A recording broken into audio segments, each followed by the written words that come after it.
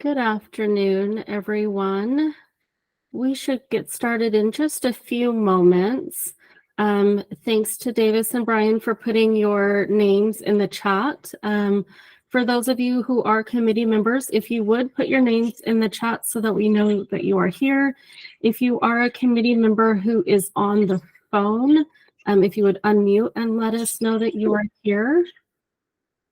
And Michael, I think I'm just waiting for one or two more to join. I need to do one final count since quite a few just jumped onto the call. So give me just a moment for. All right.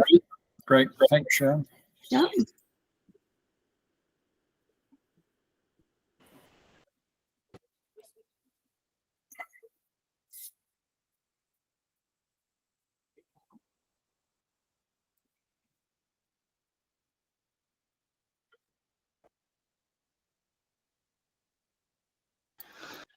I'm here. I'm going to have to switch over to my phone in a little while, but I'll be here.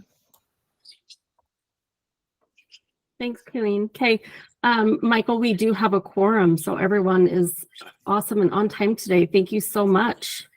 Thanks, everyone.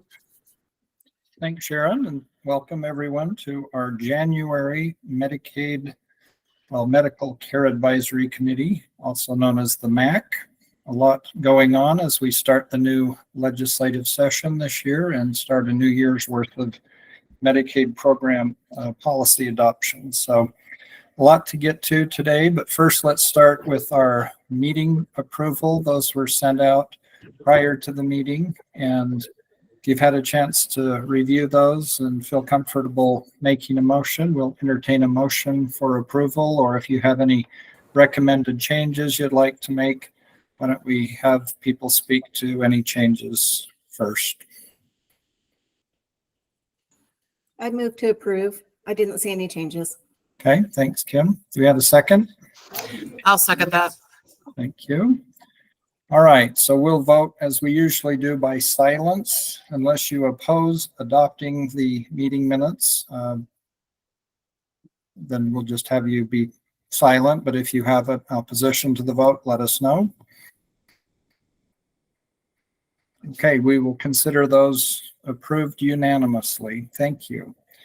First item on our agenda today is an 1115 waiver post-award forum, and we have Laura Belgique to make our presentation. Welcome, Laura, and thank you for the materials that you had sent out ahead of the meeting, so we had a chance to review those. Great. Thank you, Michael. Can everybody hear me okay? Okay. Yes. Great. So it is that time of year again for me to present the annual public forum for Utah's Medicaid Reform 1115 demonstration waiver. And this is where we go over the demonstrations or programs that are currently in the 1115 waiver so that the public has an opportunity to provide feedback on the progress of the waiver. So what I will do today is just read through this document that hopefully you all received. And this provides a brief description of the waiver and then lists the demonstrations which are currently in the waiver with a brief description of each. So I will go ahead and read through this, after which we will open it up for comments and feedback. So as a reminder, Utah's Medicaid Reform 1115 demonstration is a statewide waiver that gives the Utah Department of Health and Human Services federal authorization to administer specific medical programs and benefits that are not otherwise allowable under federal rules.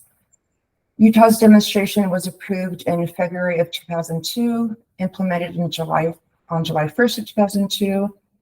Generally, 1115 demonstrations are approved for an initial 5-year period and can be extended an additional 3 to 5 year increments. Over the years, additional programs and benefits have been authorized under the demonstration, and our current demonstration is approved through June 30th of 2027. So the programs and benefits include adult expansion, and this provides Medicaid benefits to individuals ages 19 through 64 who have household income up to 133% of the FPL. Age Dental, this provides state plan dental benefits to Medicaid eligible individuals age 65 and older. Dental benefits for individuals who are blind or disabled. This provides state plan dental benefits to individuals age 18 and older who are blind or have disabilities. Employer-sponsored insurance. Individuals in the adult expansion group are required to enroll in employer-sponsored insurance, or ESI, if it is available to the eligible individual. Former foster care youth from another state. This provides state plan Medicaid benefits to former foster care youth from another state up to age 26. Housing-related services and supports. This provides housing-related services and supports in the form of tenancy support, community transition, and supportive living services to TAM enrollees experiencing homelessness, food or transportation insecurity, or interpersonal violence and trauma. Intensive stabilization services. This allows the state to provide intensive stabilization services to Medicaid eligible children and youth under the age of 21 who are in state custody or at risk of state custody and experiencing significant emotional and/or behavioral challenges. Residential and inpatient treatment for individuals with serious mental illness. This provides expenditure authority for services furnished to eligible individuals ages 21 through 64 who receive treatment for an SMI and who are short-term residents in facilities that meet the definition of an IMD. Substance use disorder residential treatment. This provides coverage of said residential treatment in an institution for mental disease for all Medicaid eligible individuals. Targeted adult Medicaid. This provides state plan Medicaid benefits to a targeted group of adults without dependent children.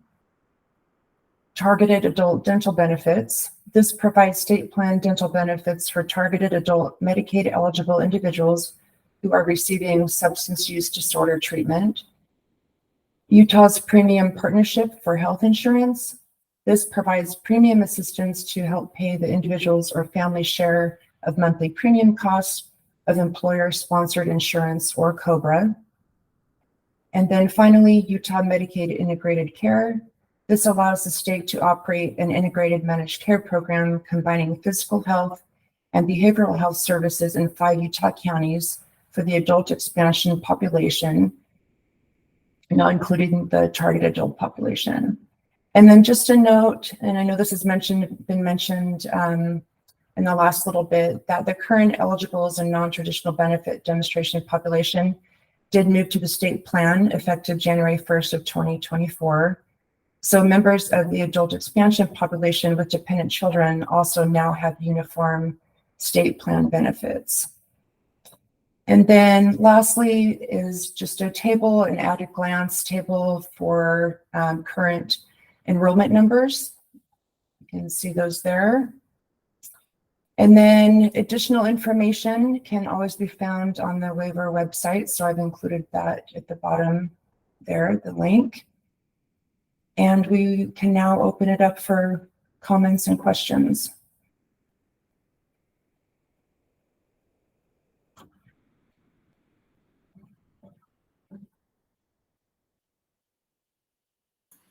So this is Kim Dancy. I'm surprised the dental enrollment's so low. I noticed in the note it says that there's some billing delays. Is there a solution in place for that? Well, I know that there, speaking with our data analysts, there are current changes that are being made right now. I don't have a time frame to provide to you at this point, but I can certainly inquire and get back to you. Okay, thank you. And maybe some perspective to that would be the pregnant women and the children who have a dental benefit. That's a state plan benefit, and they're not included under the waiver. Is that accurate, Laura? Correct. So that would be why, if you're comparing these numbers to the whole Medicaid enrollment, they would seem a lot lower, as some of these populations are optional and have been added incrementally over the last couple of years under the waiver authority. That makes sense. Thank you.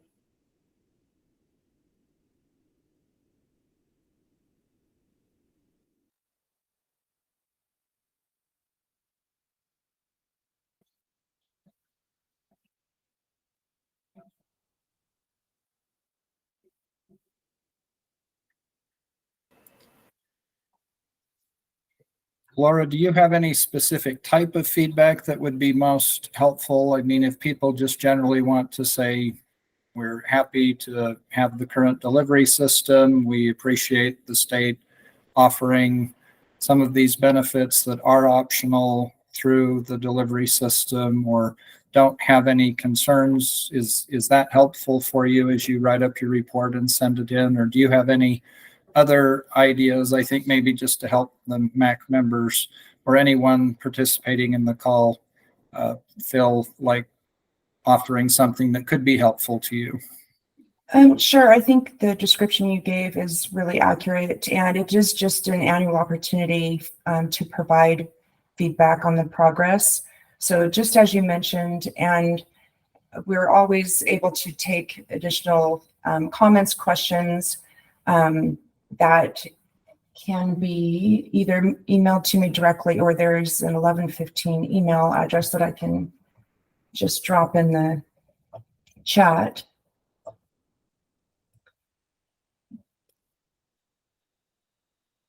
Right. Thank you.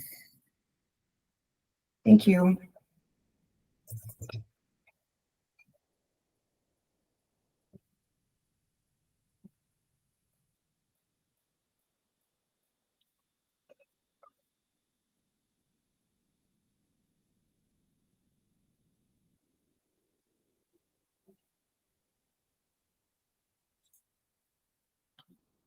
Okay, well, I think that should be enough time for people, if you had come prepared with any comments, to make them. If you have any thoughts, we'll circle back to this item at the end of the agenda and see if anybody's had any thoughts or would like to just make any general statements of support or concern as part of the process. So thank you, Laura. We appreciate the information. And I think, as Laura had mentioned, in the previous years, we did have the non-traditional parents as part of the 1115 process because they had a reduced benefit. But as of the beginning of this year, they started receiving a full benefit with other Medicaid populations, so they're no longer included as a differential benefit group under this waiver. So that's good, I think, just for everybody to have visibility to that. So thank you for pointing that out to the group, Laura. Thank you. Okay, Michelle Smith up next for Medicaid eligibility and enrollment update. Are you ready? I am ready. Thanks, So Mike. ready, so excited. We can feel the enthusiasm. Here we go.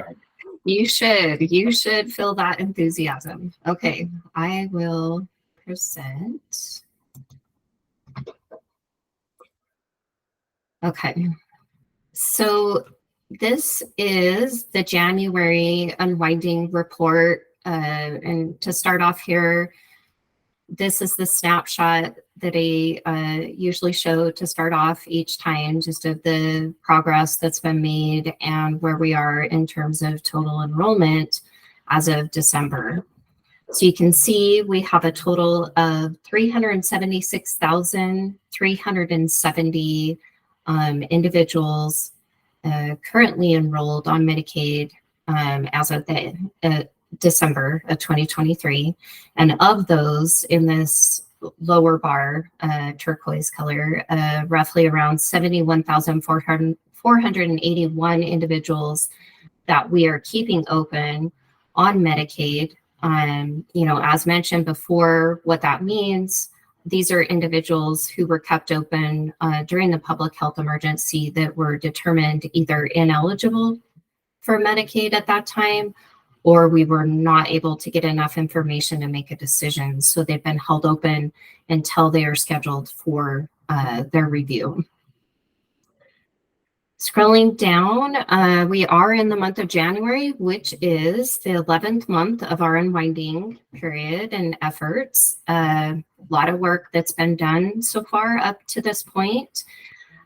We will be wrapping up with unwinding here shortly. The month of April is officially the end of our unwinding period. February reviews for March benefits will be really the last cohort of individuals that will be in the reports. For the month of December, the end of December, we had closed approximately 29,000 individuals off of Medicaid. And we did implement ex parte automation in September. September 22nd was the first day that we did initiate those automated ex parte decisions. And I know there was some more information that you guys had asked for from the MAC that you wanted on these efforts. So I'll give you a little bit more detail on this and open it up as well.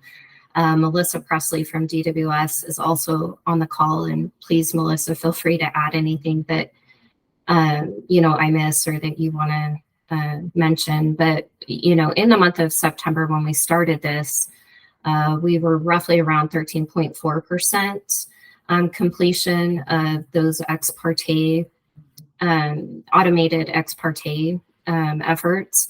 And then this last month for December, it was about 15.3%. So it's slowly going up. I know we're working very closely with DWS to identify, further efforts that we can do to try to increase those ex parte rates and the automation. Automation has been a huge saving for eligibility workers. As mentioned here, when we can automate something through the system and make it work and work well, this allows eligibility workers to put their focus on those cases that need a little bit more intervention.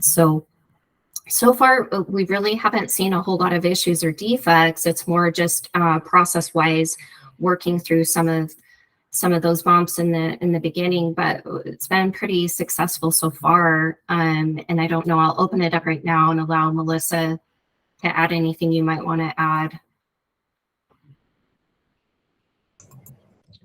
I mean, I would agree. It's early stages. I think over the course of the last 4 months, we've seen pretty consistent average 13%. I mean, we've got second phase that we'd like to implement that will increase the ability for workers to focus on other things. I think December was a big month for us in that aspect, and which was helpful because December was a month that was very busy with FFM open enrollment and things like that. And so this has been very helpful for our staff, and hopefully, again, less work for a customer to have to be involved in the process, which is what we would like, is to have a seamless process so that the less a customer has to be involved and they can just continue with their Medicaid is great.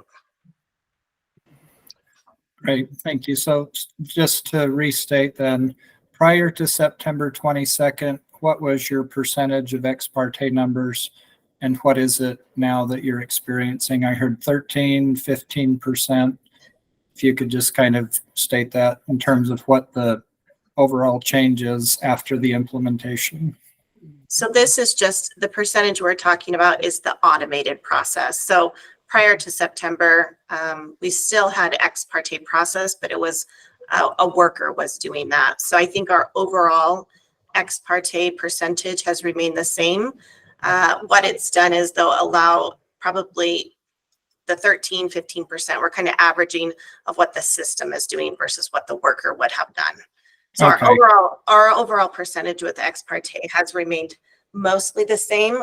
This just allows the worker not to necessarily have to look at that case. Okay, so the change is more automation from staff administered, but the ex parte itself is about the same percentage. Okay, thank you for that. That's helpful clarification.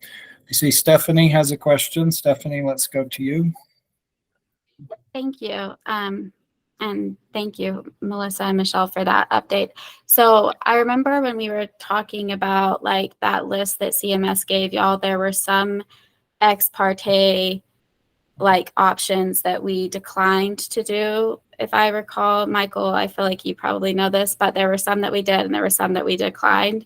And I am just curious if we did all of them, what percentage we would be at. And then I'm also just curious about if, so if we're around the same percentage, do you know like what that is like compared to like the national average of like how are other states doing with that? And then because I've heard some states are moving upwards to 75%, and I'm not saying that that's what I've heard. So, and then I'm also just curious about like, you said something about a phase 2, Melissa, and I'm curious what that phase 2 would be and if that will increase the percentage of ex parte from the member side, like how the member experiences it. I'll address the phase 2 part. So the phase 2 would be, so currently a worker gets a task to look at a case to do an ex parte. Even if a case is ineligible for an ex parte review because of something has to be looked at, like a self-employment, things of that sort, phase 2 would essentially make it so the system wouldn't even generate those things. It would go, the system itself would do an ex parte and then proceed to do a mandatory review. So phase 2 would help workers focus on things that they can't actually do and be able to focus on things that they can do. So it would increase our ex parte.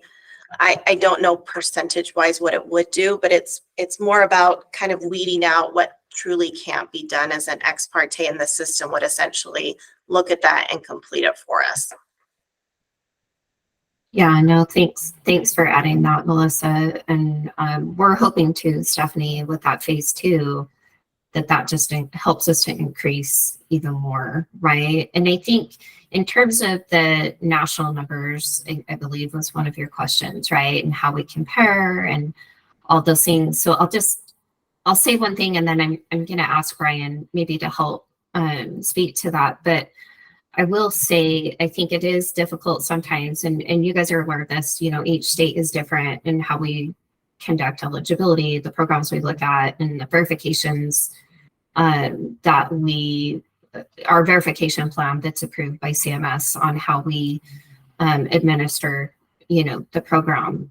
So there are differences there. I'll also point out that I think you guys were aware of this too. There were some states that were out of compliance with ex parte for a period of time due to doing renewals based off of households instead of individuals.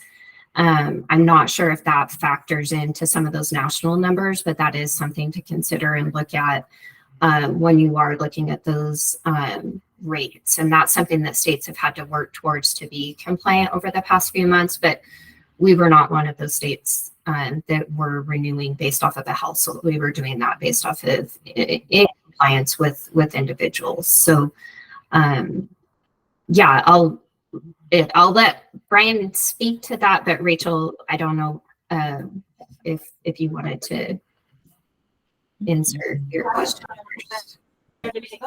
Let Brian answer first, and then also my question might not be for this time, but it's kind of related to ex parte, so I'm going to ask him. Brian, you go first. Sure. Yeah, thank you. I just want to clarify on the national numbers that there are plenty of percentages that can and do get thrown around. Many of them are accurate because it changes based on what you're measuring as a percentage of. So, Stephanie, I do think you are correct about states in the 70s, but those are largely if you're measuring among everybody that got renewed.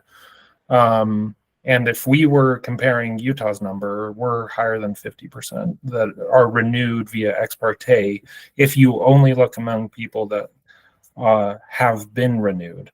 The previous numbers were percentages of everybody reviewed, so it includes people that closed, and that is something that just gets really confusing if you compare to other states. You have to make sure first that we're all including the same population that we're comparing, and so I just want to make that clear. So thank you. And then Rachel, I'm happy to pass back to, or sorry, Stephanie, if you wanted to follow up, or happy to pass to Rachel.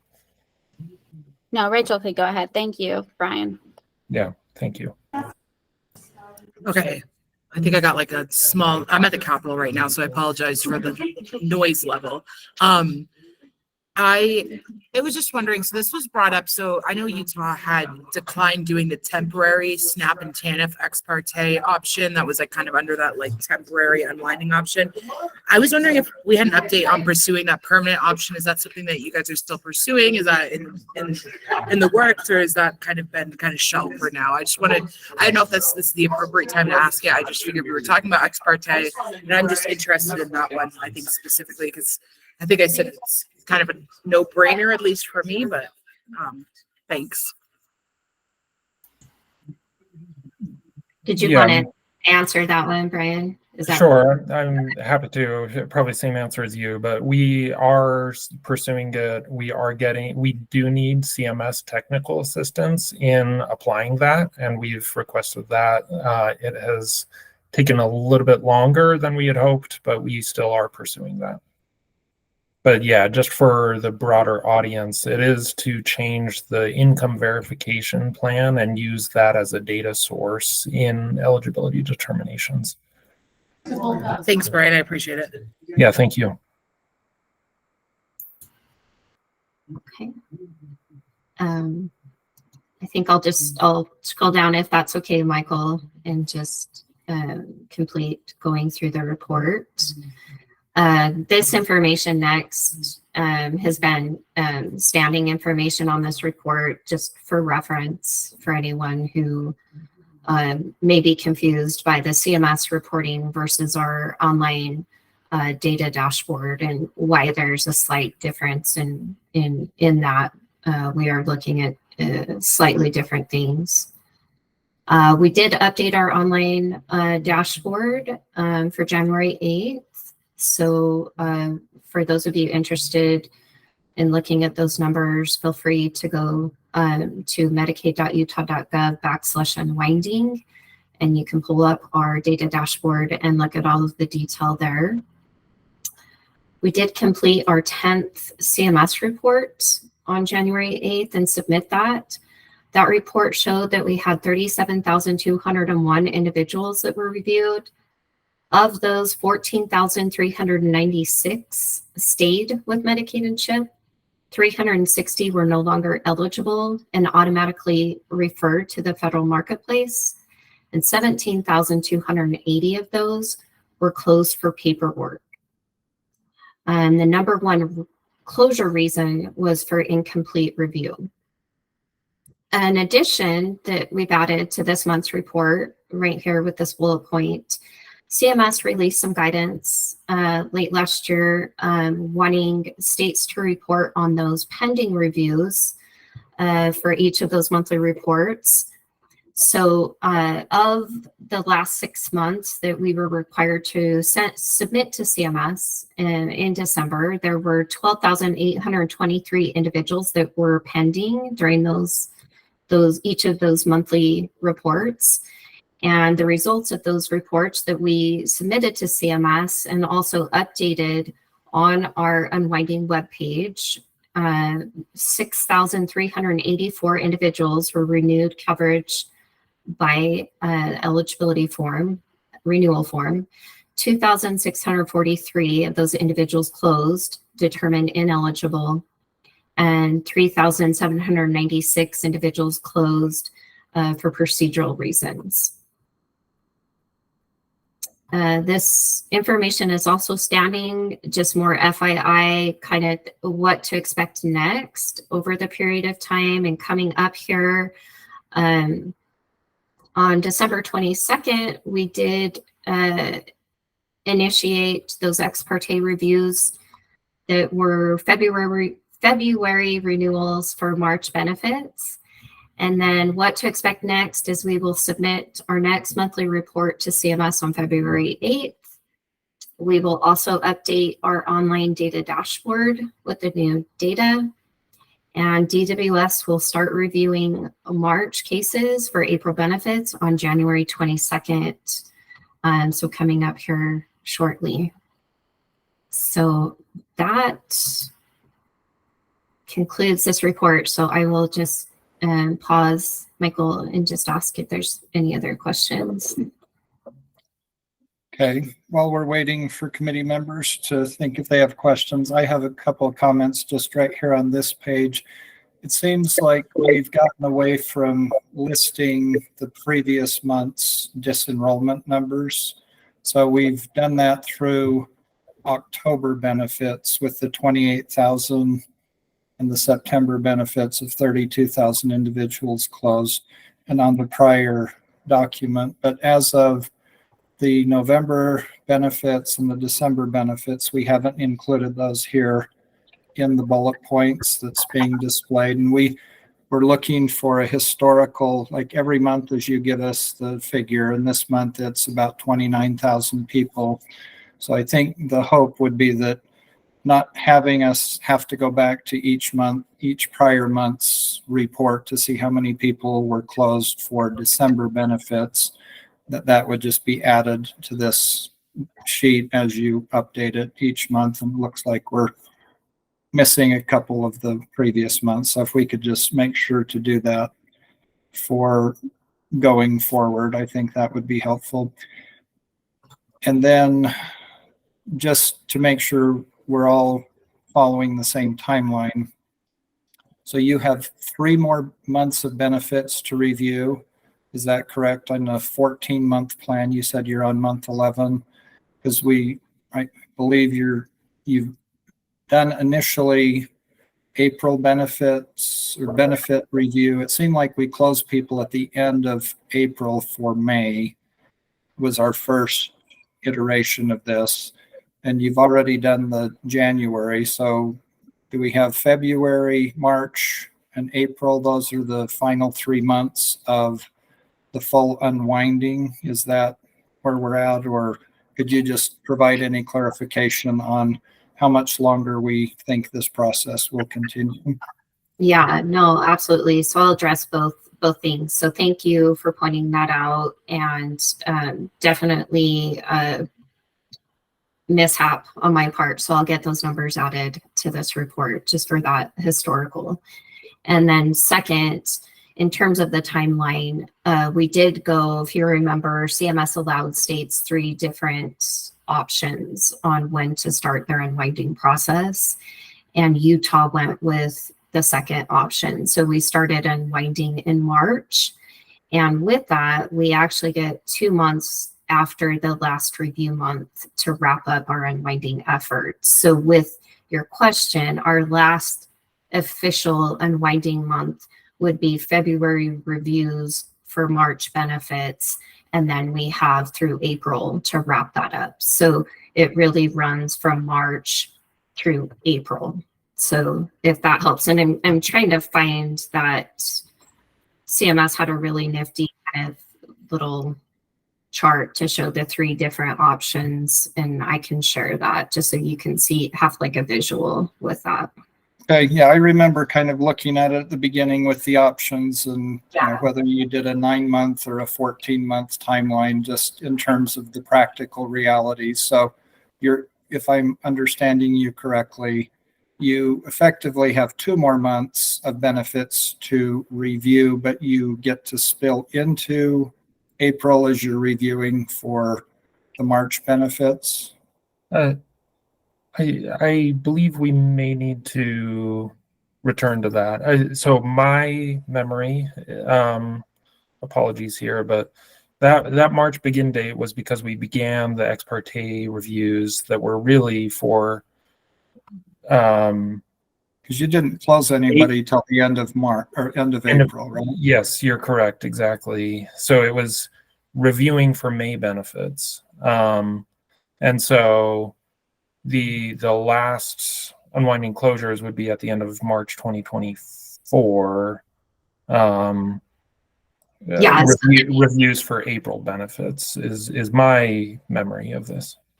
Yeah, so this is that chart that you're speaking to, Brian. And so we obviously have option A, B, or C. We went with option B. So CMS kind of put these 3 lanes together with, showing like when that effort would start and end. So we started here with option B, showing that, some states started even earlier in February. We started in March. And then this kind of takes you through the process. So if we go March, April, May, June, July, August, September, October, November, December, January, February, March, and April. So at the end of April would truly be considered the end of our unwinding period. So yeah. Okay, but most of the redeterminations, or at least the reviews, would be done for March benefits? Yes. Okay. And while you're doing this, you're still doing annual reviews on schedule. So that's just going to be an ongoing part of the process. But as you structured dividing up the newly eligible cases or those that were held open, this is what people should expect. So as members of the MAC or people listening in and are trying to track this and see where people are, there's the redetermination, and then sometimes people are being added back, as we've discussed regularly. About 30% of the people determined ineligible end up coming back on the program within a month or two or so after they've been disenrolled. So just trying to assess the impact and people understanding if they haven't been reviewed, it's most likely to happen in the next 2 months. Yeah. 2 to 3 months. Okay. Yes. No, that was a great question. Thank you. Okay. All right. Any other questions from members on the committee about the report or just the unwinding and the redeterminations in general?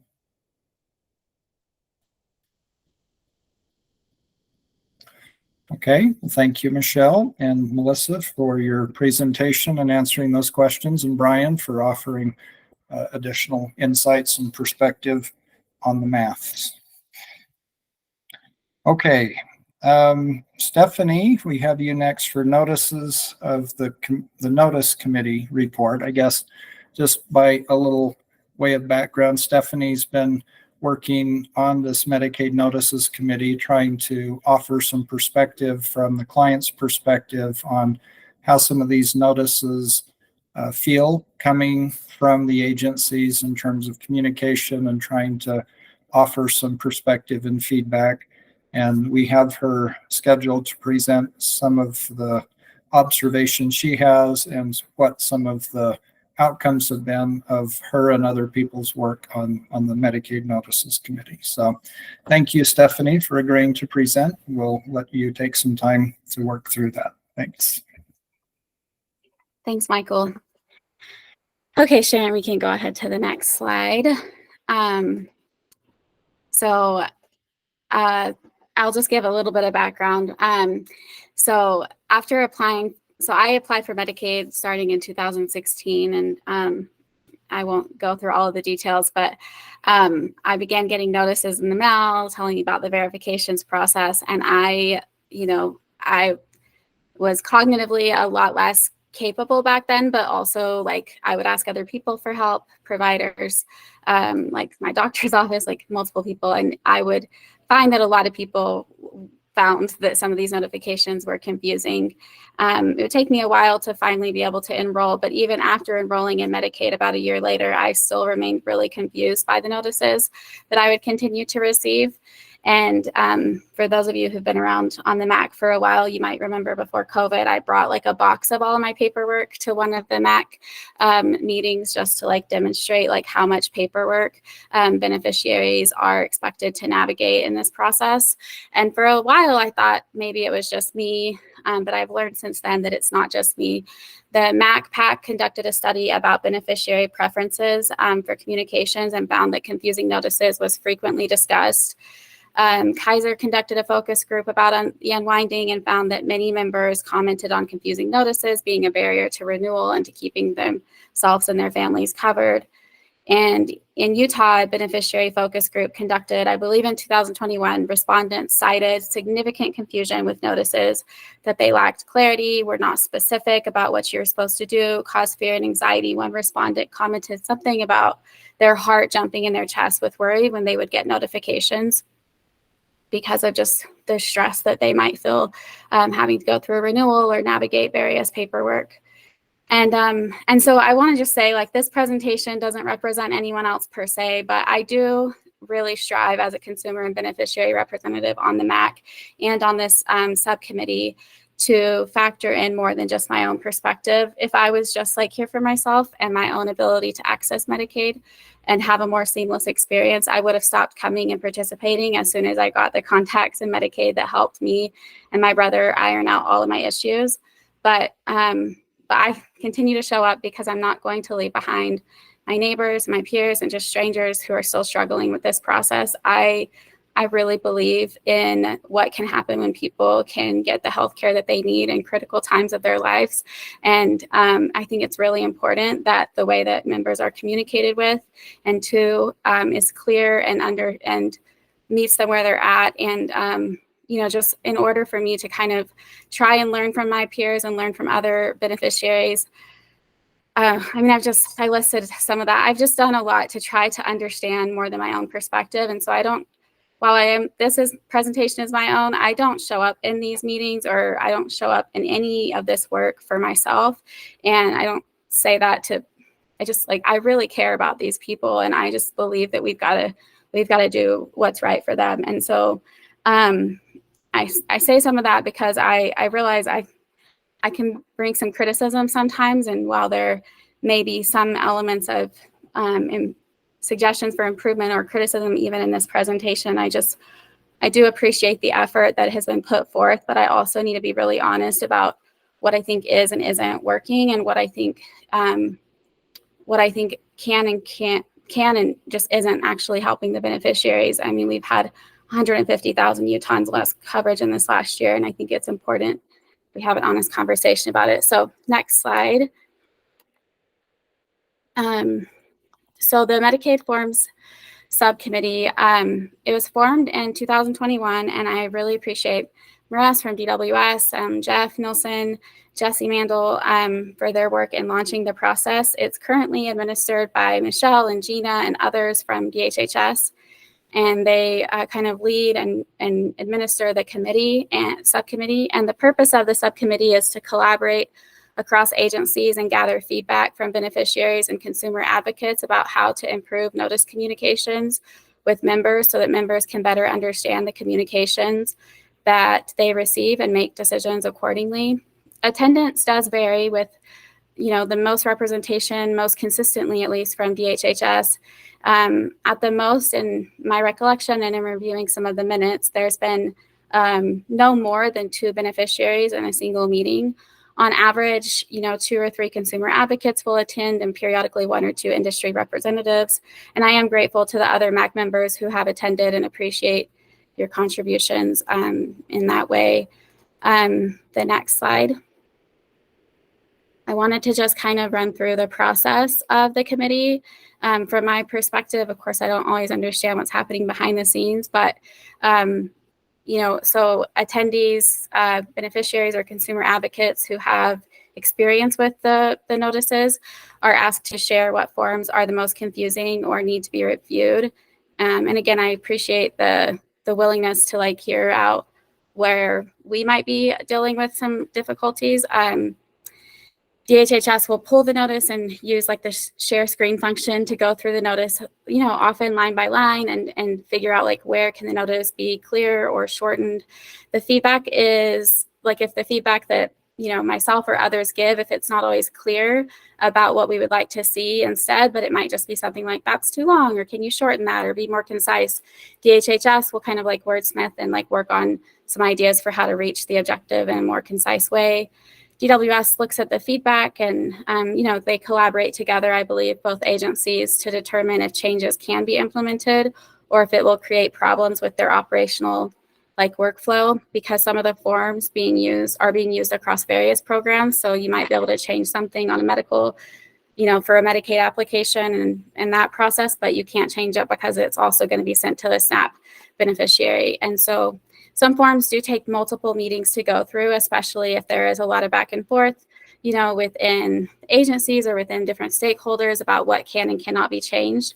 Once a form has gone through the bureaucratic approval, which I'm not really sure if there's a specific timeline, but I think it kind of varies. But eventually it can be updated into the like technical software system. And next slide, Sharon. An example of a form that has been marked up and edited through a notices committee meeting process. And again, I appreciate, the staff at the agencies that are like just doing a lot of this. I'm not like typing any of this up. So they go through and kind of like organize all of the feedback that we give. And as you can see, like just trying to figure out like a more clear way to communicate oftentimes and see if there are things that can be removed. Okay, next slide. And then next slide. So for the committee accomplishments, it was important for, something that myself and others have asked is like, sometimes we say the same thing over and over again and just like, hey, like we should do this or we should do this. And sometimes it feels a little bit inefficient and wasteful of our feedback. And so we asked for them to start tracking feedback and suggestions on an Excel sheet so we can monitor progress and just see if there are recommendations repeatedly brought up. And so, getting that in place has been progress and helpful. 9 notices have been reviewed and approved from what I counted. So please correct me if I'm wrong, agency folks, but 5 notices have been updated in the system. Quite a few notices, like 4 or 5, I believe, notices related to COVID and the public health emergency were reviewed prior to the unwinding and really got that up to speed, like in advance, like a lot of preparation before the unwinding began. The verification checklist was a major accomplishment. That's the one that's pictured here. The verification checklist goes out to so many beneficiaries and applicants. And so having that, trying to make some improvements there was important so that because for this part of the process, like at least anecdotally, that's where I hear that a lot of people fall off. And so trying to get more clarity around that process has been really important. And so it was exciting to see. And that arrow is pointing to just a line that just says, if you need to request additional time, just like the idea that you can request additional time is something that a lot of beneficiaries and applicants don't know. And so it seems really simple, but, when people find out that they are like asked to do, somebody's asked to gather a lot of medical records, for example, or gather something that's going to take a lot of time, just knowing that they can have some additional time is really helpful for them to know. Next slide. Next slide. So of the forms updated, 7 of the 9 are DHHS specific forms. 2 of the 9 forms are shared forms. So when I think about like the lessons learned, it would be interesting to understand if there are barriers to addressing more of the shared forms, or if that just happens to be like a coincidence that it tends to be like, there's less forms updated of the shared forms. And then the verifications checklist is just like an example that, and maybe that's not the perfect example, but there are a few forms and a few ideas and suggestions that have been pending for quite a while, or it took a really long time before it could actually be implemented in the system. From what I understand from looking at this spreadsheet, there are forms that we've gone through and we've reviewed, and they're still waiting to be implemented fully in the technical software stuff. So, just understanding a little bit about, anyways, it just seems like there might be some bureaucratic hangups every now and then.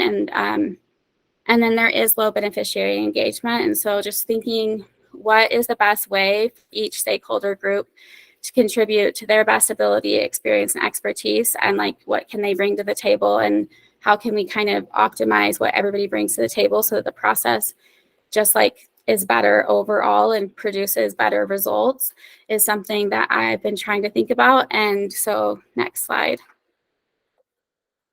So one of the things that I wanted to go through was just some suggestions that I have. Again, these are not, nobody else has to co-sign on these, but they are just some suggestions from my experience, which improve coordination with data. So it's great to take ideas from consumer advocates and beneficiaries about like what form are you hearing people are getting hung up on. And I think we've gone over we've made some progress because of that. However, I think it's also important to utilize data that the agencies already have. For example, from what I understand, we may already know based off of the process within eligibility and the renewal, like where people are getting stuck. And so if we knew that there were certain forms that were, frequently not returned, if we knew that there were certain things that people weren't filling out correctly, or one form has a lot of errors on it, why aren't we like prioritizing those forms? That seems like that would be a good use of our time and our ability. And we've been waiting to get that data. So that would just be something that I think would be helpful. Strategic goals that kind of are trying to impact change more than just like one line, one form at a time. Not to lessen that impact, but I just think if we could think about like one of the things that we've talked about is redesigning or rebranding or something like the You're Enrolled letter. There's some states that, that I think do a really good job whenever somebody does enroll of just like welcoming them to the program and so we've talked about that, and maybe that could be a goal, for the first quarter, and then planning the committee around that and finding ways to include other, include more feedback in that way, and stretching the feedback so it can be applied across forms. So if we work on here's some jargon words that don't make a lot of sense to beneficiaries, if we update them and try to translate it into plain language, can we do that across all of the forms that use those jargon words so that it's not just one notice at a time? Ensuring that the forms are also just easier to complete through the PDFs that you can edit. And then that way people don't have to print, scan, fax, upload, etc. Language access, making sure that when we make these processes that a language translator is hired or contracted to get it translated into the 5 languages. And then just clarity in the process. So what are reasonable expectations, for the timeline? So if we make a suggestion in the December of 2021 and we still haven't quite gotten that particular suggestion, it's still kind of pending, and it is January of 2024, the likeliness that other beneficiaries are going to stick around in a process like that is just exceedingly low. So how can we kind of have some clarity with that? Next slide. Because really all of this is about I think it's something that I think is a shared goal that I hear a lot from both agencies and from a lot of stakeholders is how do we get more members and beneficiaries to engage? And I think that tightening up some of these processes will really help make it more worthwhile for beneficiaries and it will help it to be more clear about where beneficiaries' feedback is most useful. Stakeholders, there's a few ideas I have, again, just throwing these out here, where stakeholders, to maximize everybody's contribution, stakeholders can, I'll just throw an example out there. There could be a consumer advocacy organization that can recruit and invite a beneficiary with them to the committee, and then they kind of help mentor and provide some support to that beneficiary to continue to come and to answer their questions in the interim between meetings, and to help let them have their independent voice, but support them so they don't feel alone, or that if they say something that it's a scary thing, honestly. I don't think that I always am as honest about how uncomfortable it can be to be and it's not always easy to say the things that I think that I say, and I'm gonna guess that I'm not the only one that's felt that way. So I think that, and then figuring out between either the stakeholder, the partner, the consumer advocacy group, and the agency, a way to compensate beneficiaries. It is work and it is expertise, and it's not always technical expertise, right? I don't understand software, a lot of these things, but I know a lot about the lived experience of what people are going through, and I have a hard time inviting beneficiaries to come and contribute more whenever I know that if there's not a way for them to be compensated. I have a hard time asking them to give so much, because while I might be willing to, I can't really always ask that of somebody else. That feels a little bit unfair sometimes. So for just larger objectives that are beyond reviewing one form at a time, getting additional member feedback outside of the regular monthly meeting through focus groups, or you could do outreach at like circles, church groups, adult education classes, the Disability Law Center, Utah Parent Center, immigrant organizations. Like there's so many different partners that you could try to kind of collaborate with to have a focus group or do outreach about something specific to the people that they serve, and see, like, you know, if you're redesigning a font, or if you're trying to make, you know, work on plain language or accessibility, like, you know, including the Disability Law Center in that would make a lot of sense. You know, it ensures sustainability in whatever is designed, and I think it's just like a way to respect the work and the time and the effort that everybody's putting into this process. And so those are just a few of my suggestions. Next slide. I think it's so important that members and applicants get more clear information so that decisions can be made more quickly and more easily. You know, time is a valuable resource, and it's scarce for so many of our Medicaid beneficiaries. And I think when we create systems and processes that respect the time of Medicaid beneficiaries, I think it's a way that you're showing Medicaid beneficiaries the dignity and respect that each one of us deserves. Clearer forms, notices, communications will allow Medicaid beneficiaries more time, more dignity, and it enables more trust between the agencies and the beneficiary. It will also decrease the need for calling into the call center and decrease the call wait time and abandonment rates, which I know is something that's been brought up before. I hope we all can work together to improve the process of this subcommittee and the process of member communications as a whole. Thank you so much for all of your time. And if anyone has any comments or feedback, go for it. But thank you for the time to share.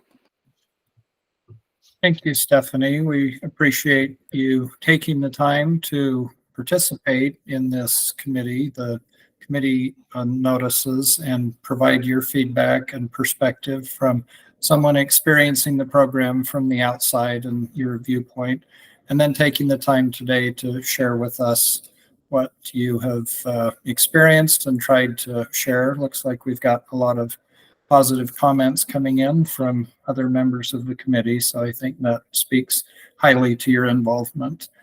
Looks like Jennifer Strohecker has a question, raised her hand, so we'll go to her. Yeah, thank you. It was actually a comment, and I first just want to thank Stephanie for articulating the work that this team has done. Your work, your contributions have been a critical piece of that, and the milestones that have been accomplished, and also your recommendations for the future work and some approaches that we could take. This is very thoughtfully put together. And I just wanted to thank you and recognize you for that. If I could just take a moment and mention that, like, this presentation Stephanie put forth today is something I had mentioned in the last meetings last year as an important step for us, as Stephanie had said that this kind of was an idea that the teams took on and invited individual members to join and be part of this work. And I wanted to just briefly state that there is work being done to really capture a formal project plan and even like a charter for what the work that is happening to make it more organized and also more strategically focused with how it's done. I think Stephanie did so well to call that out. I don't want to repeat all of that. But it is our department's commitment, as well as DWS's, in doing this work to really improve the clarity and understanding of the forms that Medicaid members receive. And it is a reality, like Stephanie explained, the box of forms and the confusion and the time. And we really want to respond to the feedback for improvement. That is why we are doing this work. It's been ongoing, but we want to raise that level of visibility and make it more transparent through the venue of the MAC, that this work and how the work is proceeded, and to formalize it in a more meaningful way. I think Stephanie brought out the point of focusing on measured outcomes as well. And I think that's a really good point with regard to what are we trying to accomplish? What are our strategic plans with this project, and how do we accomplish those, and how do we measure success. And I think that is also an important component. We do want to continuously work to engage member beneficiaries, and would love to hear more about that. So I just wanted to speak and just give, first of all, my gratitude to Stephanie for her contributions and the teams who have been doing this work, but also to really emphasize our focus on this and highlight the importance of this work, and to bring it forth on a regular basis to this committee. So Michael, I'll hand it back to you, but I wanted to just vocalize that from the department's perspective. Okay, thank you for the perspective. Let me just ask a question, Stephanie or Jen. If people are interested in joining this effort of providing feedback or work with people who are struggling to fill out forms, what's the best way for them to join in and participate on these committee meetings, or how often do they meet, and how would they learn about them? Stephanie, I'll start and then you can help. One of the things Michelle and I had talked about was actually making it publicly available to people on our Michelle, you and I talked maybe our MAC website, or having a place where we could, yes. Yeah, no, Okay. it is on the website under the contact us. So I'll just drop the link in there, Jen, so that people can see it. It's the very last paragraph at the bottom. If you want to be involved, you can just email us at the email that's provided. So I'll drop that in the chat. That is one small way that someone could find out about it.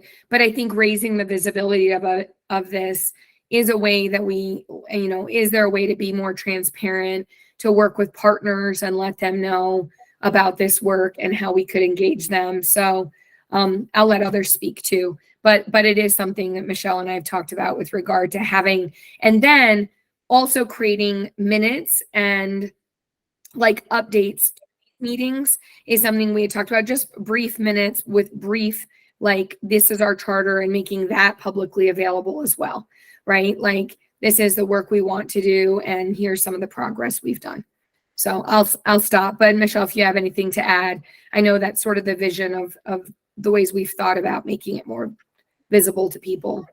Yeah, no, absolutely. I think you've stated it really well, and I'll just second everything you said, Jen, and then just as well as thanking Stephanie just for that presentation and your suggestions. I've been working very closely with DWS, with Melissa and her staff on kind of putting together this broader idea that you're talking about, Jen. So we're really excited to, for more participation in the work group and just to make it more meaningful. So thanks. Great. And Michelle, thank you for putting the link in. As I'm looking at that, that's a link to the MAC website, and that's where people can go to find out more about this. That's where they can, it's kind of, we can work on the look at that with Sharon. It's the last paragraph on that webpage, Michael. It talks about, are you interested in joining this work group? So we can work on kind of beefing that up a little bit. And like Jen mentioned, adding our agenda and our minutes so that that's all shared and transparent. So. Okay, just so people know where to go. All right. So I was just thinking, if I'm directing people to that, I guess my first impression would be they think they need to come to our monthly meeting on the MAC, but I see what you're pointing out here at the bottom. So thank you for that clarification, and we'll just try and make sure people have that awareness to go to the bottom of the document. Yes, Jen. Yeah, and just one other detail that we want to include with that is the committee meets monthly. So I think that's something we may not have, maybe it was stated, but I think it was just asked, how often does the committee meet? And we'd love to have new members, but it is a monthly meeting. So there is active work moving forward. Great. Okay, Gina Boren. So you guys, the meeting is held monthly, every Tuesday monthly at 3 p.m. So that's the time. I realize, Jen, it's not on the website, so that's what's missing. So we'll get that on there. Okay, so could you say the time again for us, please? So it's once a month, the first Tuesday of every month at 3 p.m. And we'll First get the web- Tuesday, 3 p.m. Yep, of every month. Okay, very good. Well, thank you to the agencies for being open to the feedback and for those who are participating and offering insights and perspective. Hopefully that will improve the experience for people trying to navigate what they need to get through and provide to the agencies to make sure their eligibility is determined accurately and then can continue on the program if they're continued to be eligible. All right, thanks again, Stephanie. Very nicely done. Let's move on to our next item on the agenda, the Medicaid disenrollment survey. So Michelle and Melissa continue on as the focal points of the middle of our agenda today. Okay, great. Thanks, Michael. So I will work on getting this presented. 1 second.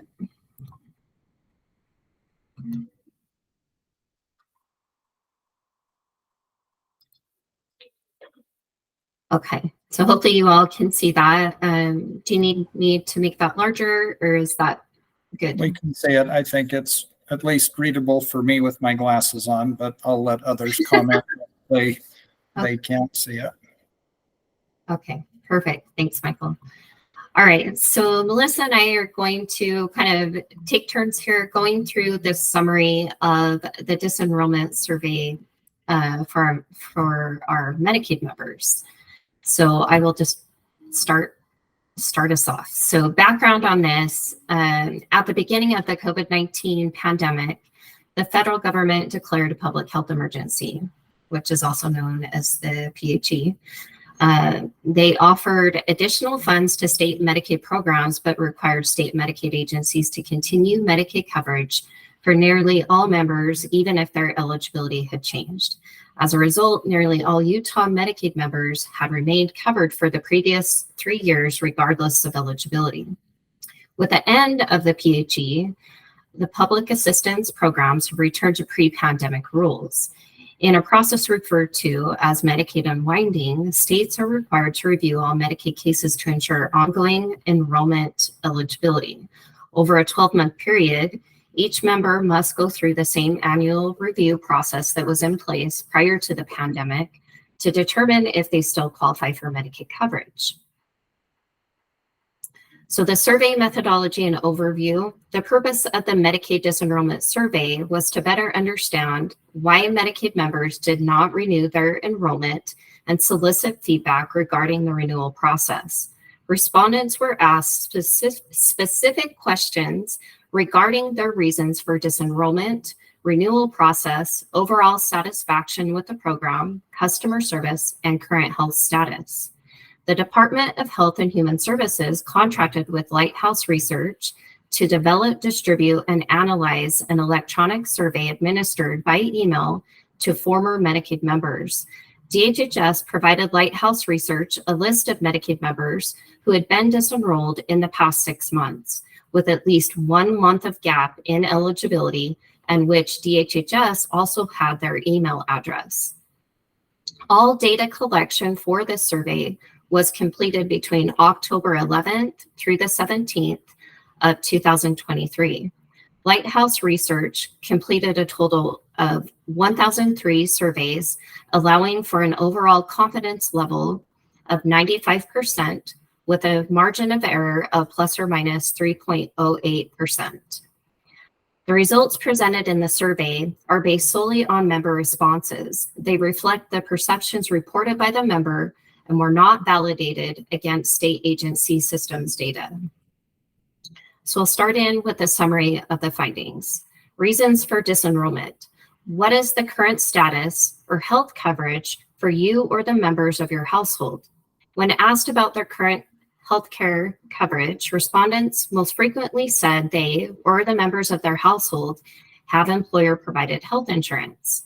Of those, 39% had insurance through their employer, 30% were uninsured, 16% through the federal marketplace, 7% through Medicare, 4% through private insurance and 4% through CHIP.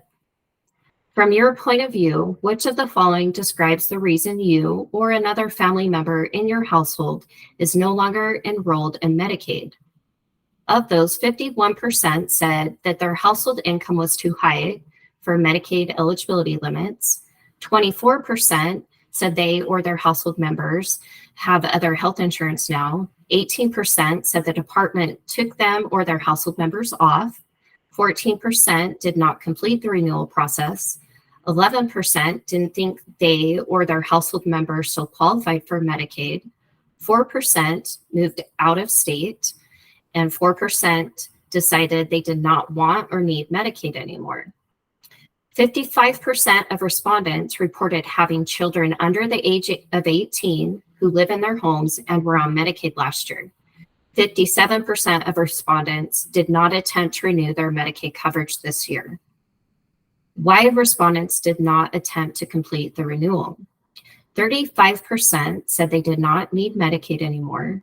19% said they never received a renewal document from DWS. 14% said they did not get around to doing the paperwork. 13% said the paperwork was too difficult to complete. 10% said their household income exceeded the Medicaid eligibility limits, and 8% said they did not want to have Medicaid anymore. 43% of respondents attempted to complete the Medicaid renewal process this year. What happened when respondents attempted to renew coverage? 71% said they submitted the forms, but they were told they didn't qualify. 12% said they submitted the forms, but they were told they were incomplete. 6% said they tried completing the forms, but did not understand them and they gave up. 4% said they submitted the forms and they have not heard back.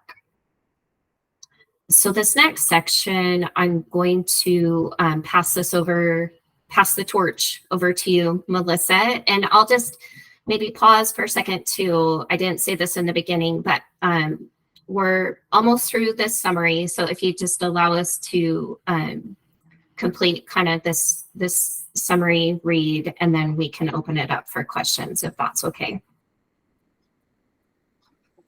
Okay, so I'm going to talk a little bit about the customer service perceptions.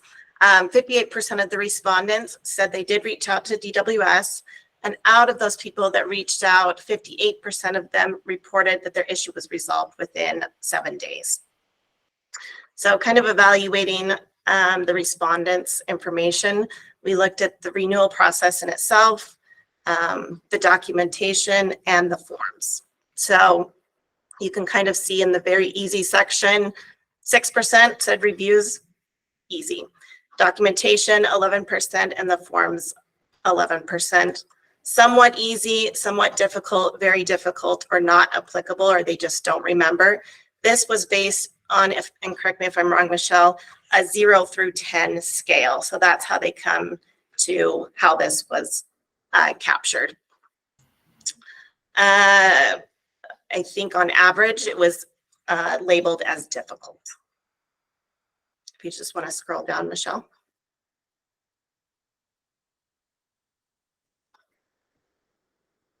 So some of the Medicaid program perceptions, there was a question that if you could re-enroll yourself or any of your household members into Medicaid, would you? 4% said no, absolutely.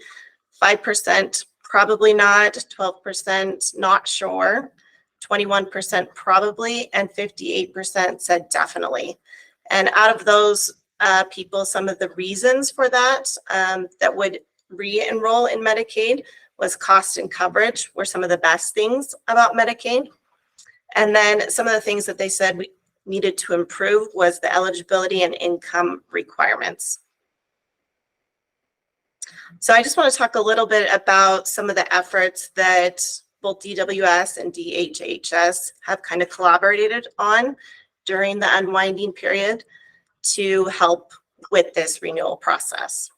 So the first one is ex parte, and I know we've talked a lot about that, but just for those of you who aren't aware, ex parte is a renewal process. It's something that we at DWS do to renew a customer's eligibility without their involvement. So this can be through the system, which is the automated piece, and then it can also be done manually, which is what a worker has to do. But both of these don't involve a customer, so we don't contact the customer. We try to do things, verify wages and things like that without any involvement from a customer. So all they get is a notice that says your review is complete. So as was kind of mentioned earlier today, we started a automation process. And so we've done that the last 4 months. And so that's a system automatically doing the ex parte renewal. So what we've seen is on average, ex parte is around 23%. So that's both automated and worker process 23. And in the last 4 months, we're averaging about 13% where the system is able to do that automatically. Call wait times were very high in the beginning of unwinding. And so we reduced our average call wait time from 48% from May through October. So that was great. My Case enhancements, for those of you who aren't aware, My Case is the online portal that customers can apply for benefits. So, and they can also renew their benefits, so they can do their review online as well. So the first part of 2023, we made some significant enhancements. The first being that we were able to reduce the time that it takes to complete an application. So we went from 44 minutes down to 28 minutes on average. So that was a 34% reduction for a customer to apply for benefits. We also looked at the renewal process as well, and the average speed of or average time to complete that is 24 minutes. So the next part is average days to decision and timeliness. So what that means is the Medicaid application, typically from the time someone applies until the time that they get a decision, that is what we call a days to decision. And so our average days to decision typically is between 10 and 14 days, with 93% approved under the 30 days. The federal requirement is 30 days, and 93% are completed within that time frame. I think, Michelle, I'm tossing it back to you, right? Yeah, okay, I'll take it. Right. All right, we're almost wrapped up here. So this last part, both agencies continue to collaborate on the following efforts to help members navigate the recertification process. So we just implemented, beginning January 1st of this year, continuous eligibility for all children on Medicaid and CHIP. Even if the family experiences a change in income during the year, the child will remain eligible under the program that they are on. I think another piece that's not mentioned here that I'll add that I think also really helps with renewal efforts is the extension of 12-month postpartum and allowing those pregnant women who after birth to have that extension from 2 months to 12 months. So that continued coverage, I think, also helps. Another really important piece, we have contracted with the Utah Health Policy Project and have been doing some really great work with them to expand our outreach and navigator efforts, offered to members and unenrolled. These services help individuals who need assistance with the application and renewal process. So this wraps up the summary, and I will go ahead and open up for questions. Michael. Okay, thank you for the presentation from your summary document. I know I have a lot of questions more to the core document, so if you could start transitioning to the report from Lighthouse, I'm going to be asking some questions from that, but let's start with Stephanie and see what her question is. Thanks, Michael. I mean, I'm glad that we have some kind of survey being done, but I do worry about like some of the methodology and just like I don't want to get like super into that because I don't really want to waste like a lot of time on that, but I did want to just share something about I wanted to share something. I gotten the impression through reading articles in the news and listening to legislative reports given, and that the 38% of people that are returning the next month is like a really positive like metric. And so I wanted to just like share a story of someone, and I want you to just imagine that this is like your sister or your like just somebody you really care about and think, is this a positive story? There is a woman who lost coverage, and she found out when she shows up to get dental care, and she is turned away, and she had made a New Year's resolution to get all of her appointments done in 2023, like mammogram, colonoscopy, all those quality metric type checks, because she has a lot of reasons why she puts out, like she does have some delays in healthcare and faces some stigma and faces a lot of barriers. She uses public transportation. She has a lot of medical conditions, and she thought that her renewal was later, and she lost coverage, finds out when she gets to the clinic, ends up having to cancel all of these appointments. She just like she had a terrible month, and she blames herself. She feels shame. She feels embarrassed. She feels like she did something wrong. She has dealt with so many barriers. And I guess I just want to say that, like, I don't know that, like, I just don't see it as a positive I mean, I guess it's good that like people are returning the next month, but for her, it was very negative. Like, it wasn't just, I think we forget these people that like, it is a bad thing that we lost coverage for people. And I'm glad that people are returning, but like I have to just say that, because I just think that, we can all cherry pick different pieces of information. And I can recognize that maybe people think that's what I'm doing when I share anecdotes, but like, I just hope that like people who have power and responsibility and authority over these programs recognize that like the negative impacts are like significant, even if somebody's getting healthcare that next month, because of what we know about the Medicaid population. And so that is just something I wanted to highlight. And then I also wanted to say that I did want to just say that, like, I think that if we can really think about how to be more inclusive and representative of the demographics and thoughtful about the different ways that they may experience Medicaid differently, so that when we're collecting information, like we're like identifying that. Because one thing in particular that stood out to me in the data was that the number of procedurally disenrolled, when we look at our renewal dashboard, our unwinding dashboard, is really, really high, right? I mean, we're one of the highest in the country. And yet when you look at the survey, the procedurally disenrolled, the determined ineligible is like a much higher than it is on the unwinding dashboard.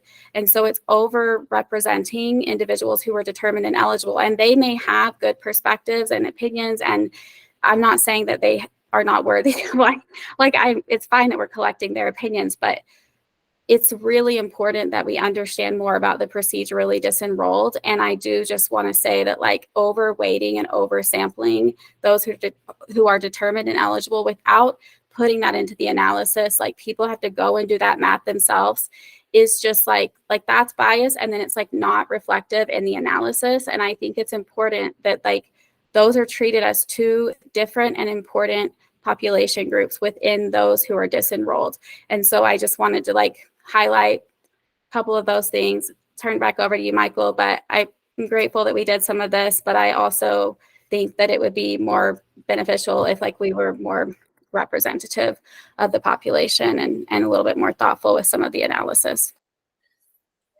Okay, thank you, Stephanie. And just point out for those who didn't see it, there were a couple of questions, and those questions were answered in the chat while Stephanie was speaking. Brian, you have a comment or a question? Yeah, thank you. If I may clarify one piece, the survey was not targeted at just procedural or just determined ineligible, but I want to point out an important piece that an individual may have self-determined that their income was too high. They may have known that their income did not meet the income requirements in order to be eligible and chose not to apply. From our perspective, that's a procedural termination. That's what it looks like in some respects. The reason why you're seeing such large differences between procedural terminations and determined ineligible, that does not, when a person responded to the survey and said, my income's too high, that does not necessarily mean that they went through the full process of completing an application to get a denial. That is just a clarification there. Good I point. realize that, Brian, but I still think it's worth looking at it because I think there was like another question where like, I don't know. I think like, I mean, even if you just go through how many people are actually completing the renewal, I mean, it definitely is like oversampling, right? Like the more responsive people, because the survey collection itself, the instrument itself being online only in English is like targeting, like it is not going to be able to be representative because of the instrument used. So I just think that like, it's fine, but it's like flawed in that way, or at least it's going to have baked in bias into it. And I do think that that is like important. And also I've had people tell me that they don't think they're eligible because they thought that they only got Medicaid because of COVID, because they didn't know we expanded Medicaid. So I don't know that that's necessarily like a positive thing, but I hear what you're saying, but I wouldn't say that that's like a way to just like, I still don't see that as like necessarily positive, unless it really is people who are like, no, I'm like very much like counting the numbers and looking it up online. And I saw that I was not eligible, but I don't know. I don't know. I just think it's like worth, I stand by what I said, but thank you for your response. No, I understand. Thank you, Dustin. Okay, any other questions from the committee members? Like I said, I have some, but I want to make sure everybody else has a chance to ask their questions. Hey, Michael, this is Davis Moore. I had one question. Is there a way, you guys mentioned that you've made some improvements on the online version of trying to apply. Is there a way that we could get a sampling with that population to find out if the changes were effective? It just seems like that's low-hanging fruit right there, where we can, if we can get those people to have an easy experience with that process, we could downsize the amount of people that have to call in.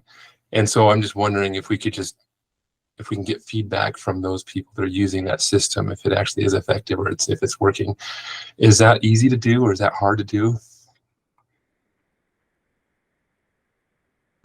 So Davis, just so I'm understanding you correctly, you're wanting to know from customers' perspective what's easier about the online application?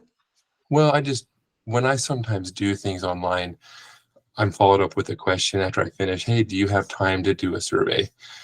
And I'm wondering if that's something that's easy to put in the online form to apply for these types of benefits. And if it is, it seems like it'd be valuable to find out if the changes we're making are actually working, and it would influence people to use that tool rather than trying to call in. Yeah, so we currently do a survey with our phone calls, and we've talked about putting a survey attached to my case as well, kind of a sampling and things like that. It's very early stages. So yes, it's something that we are exploring. Great, thank you. Mm-hmm. Great, thank you, Davis. Anyone else? Okay, if you do have questions, let us know. I will just start. So as you were starting the presentation, I made a couple of notes. And this is a sampling of people who disenrolled, and as far as the timeline of when they were questioned, had not re-enrolled in the program. So this wouldn't take into account the experience of any of the people who were disenrolled and enrolled in the program, part of the 30%. These are people who we genuinely think, as of the time they're participating in the survey, had been reviewed and remained ineligible for Medicaid at the time of the survey. So I think what we're talking about here will be interesting. I would be equally as interested in the experience of the 30% every month of, okay, we were on the program, we were disenrolled for whatever reason, and part of the 30% success story of those who came back, sampling them to see, well, what was your experience and why did you lose coverage for a couple of months before being re-enrolled? I think there's an interesting story there because we know they're eligible presumably through that period, and maybe not. Maybe they had a change of income for 2 or 3 months and then came back on. But I think there would be an interesting story there in terms of the 30% who are disenrolled and come back on within some short period of time that we're seeing persistently throughout these months of the unwinding. So suggestion for some future type of analysis and study, because I think there would be some things interesting to learn there. The other qualifier of those who were involved in the study is said at least a 1 month gap in their enrollment and had an email address on file. I'm just curious, what percent of people enrolled in Medicaid have an email address on file?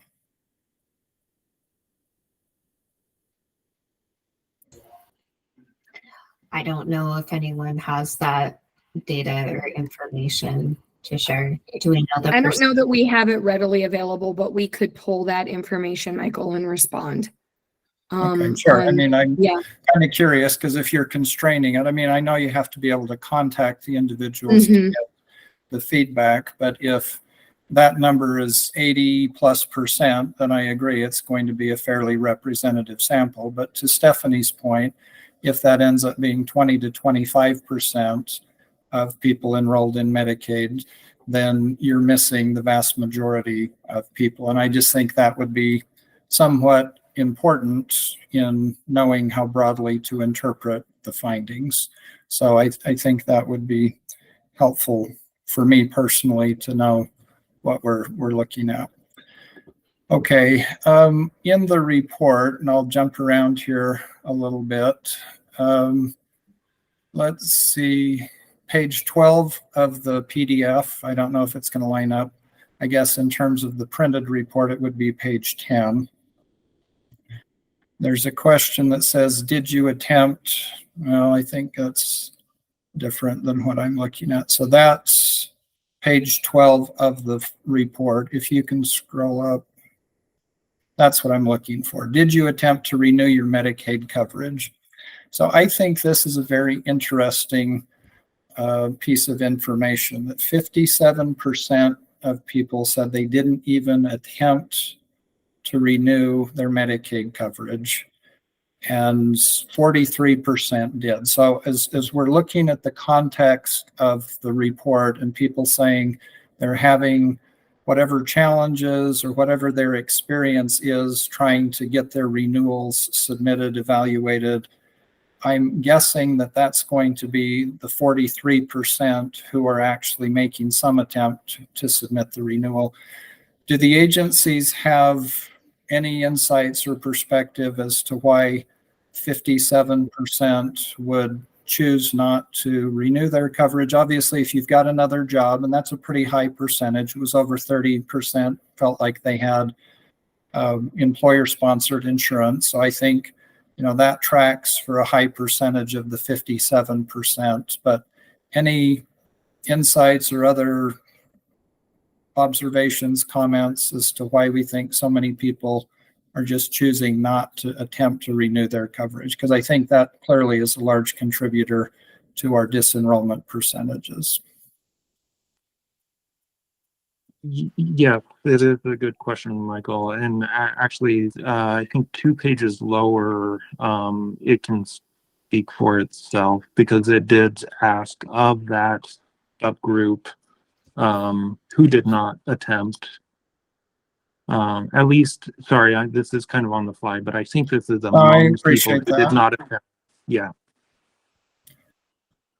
Yeah, and so the first response is I didn't need Medicaid anymore. So again, I think that highly correlates with I've got another option. I've got, if you look at the enrollment in private insurance, they got employer-sponsored insurance. Those numbers track pretty highly, but 19%, I never received renewal documents. Back to Stephanie's work with the notifications committee, I guess the first question would be, if 20% of the population doesn't even feel like they were notified, regardless of how good the content is, you're not getting the message across. So what is on the envelope? How do people feel like they're being noticed? If 20% didn't even, of the 50 some percent who said they didn't respond, 20% of that is saying, well, we never even got the notice. So it's very difficult to try and answer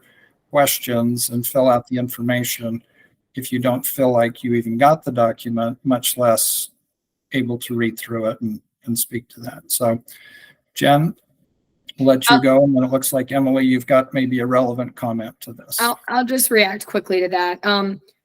We know mailing addresses. We put significant effort, worked with our plans and others to do this, but mailing addresses are certainly an issue. I think this goes back, as I'm processing what you're asking, around even being able to reach people electronically.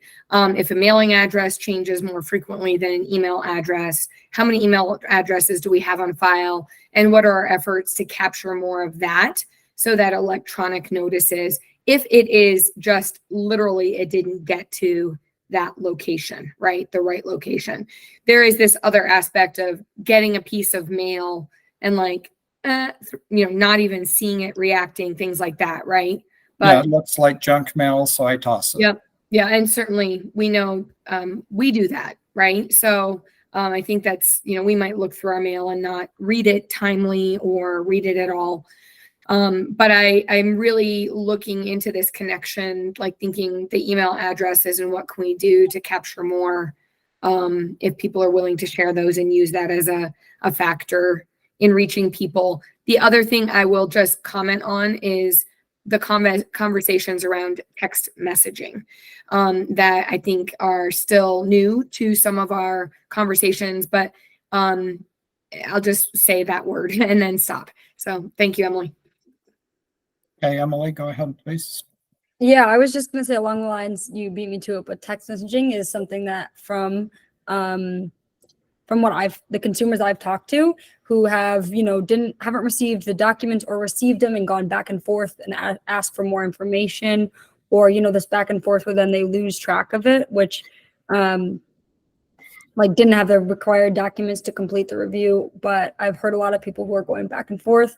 So I was just going to suggest looking more data into text messages, because I do think that will be extremely relevant with the coming generations. And so that was my hopefully a comment that was related. Okay, thank you. Good perspective there.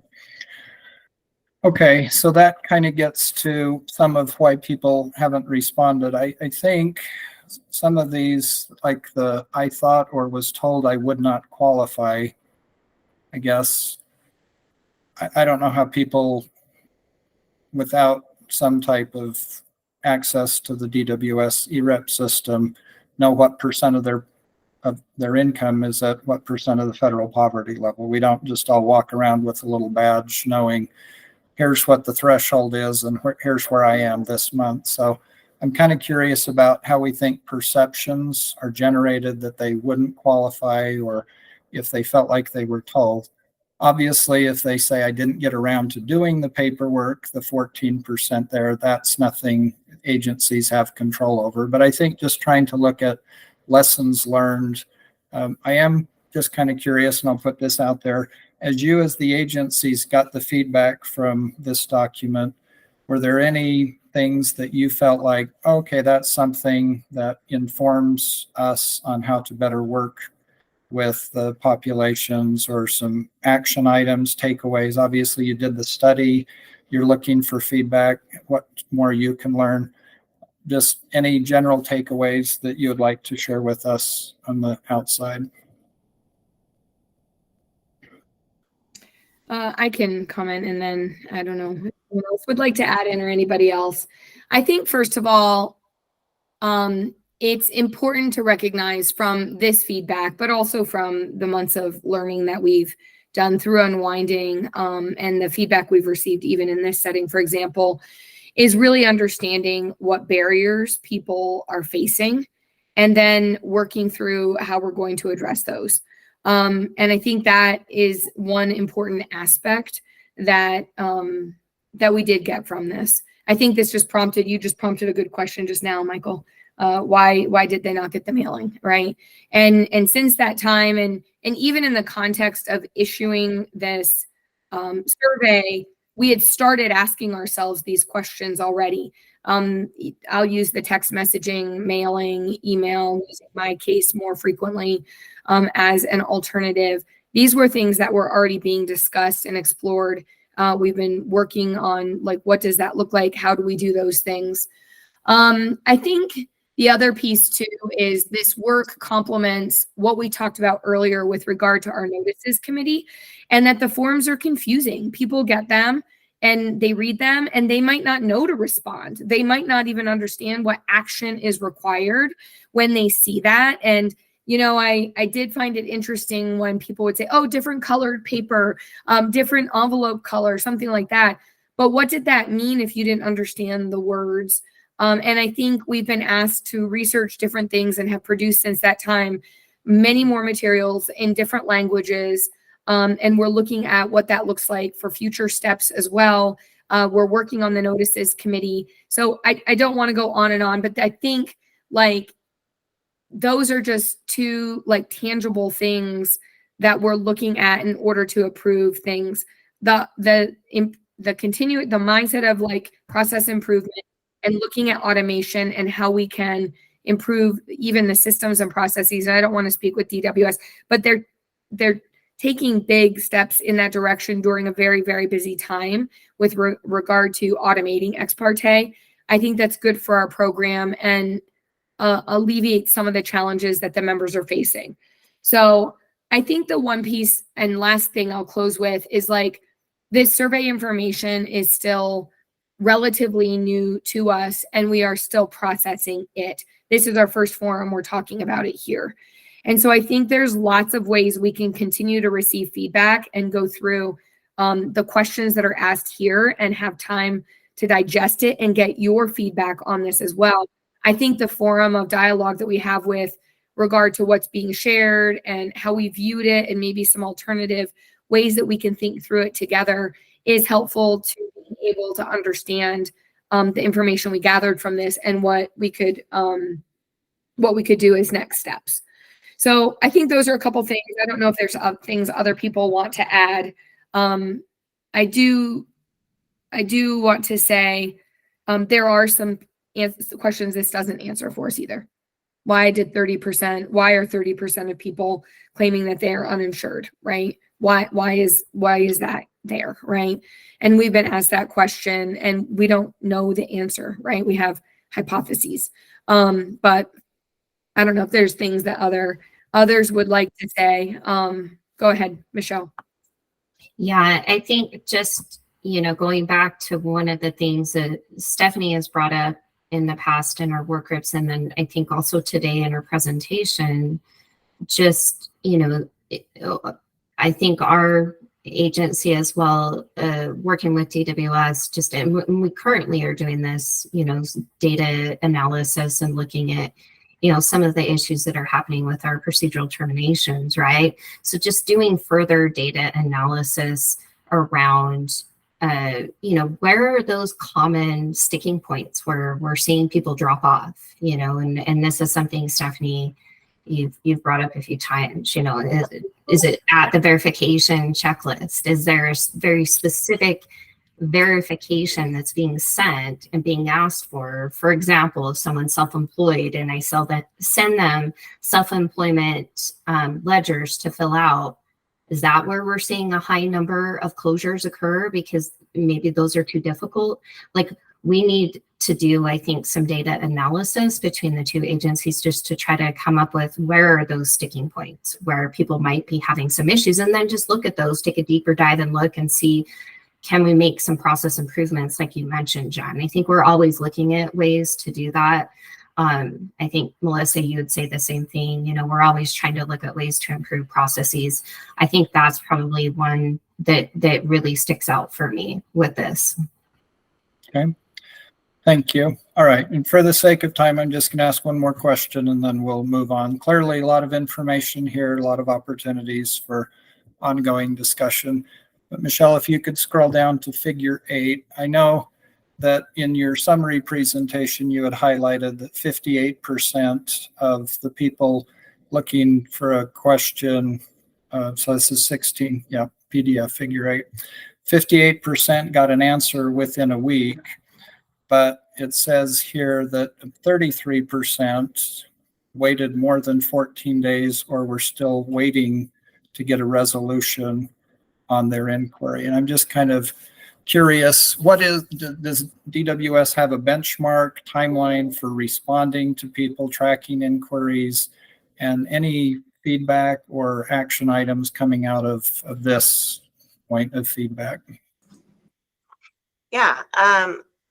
Our goal typically for anything that we receive from a customer is to act upon it, process it, act upon it within 7 days.